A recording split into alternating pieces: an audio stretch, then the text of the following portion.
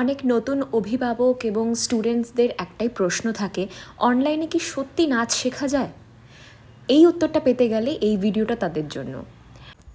আমার এই স্টুডেন্টটি চিকাগো থেকে গত 2 বছর ধরে আমার কাছে নৃত্যের তালিম নিচ্ছে এবং তার অঙ্গশুদ্ধি দেখে বুঝতেই পারছেন কতটা নিখুঁতভাবে সে নাচ করছে।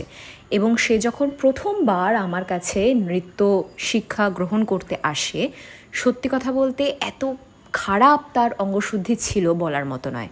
সুতরাং এই যে এত আমূল পরিবর্তন, এই যে নিজের চেষ্টায় এবং টিচারের চেষ্টায় এতটা পরিবর্তন হতে পেরেছে, সেটা কিন্তু অবশ্যই উভয় পক্ষের এফোর্টস না থাকলে সম্ভব নয়।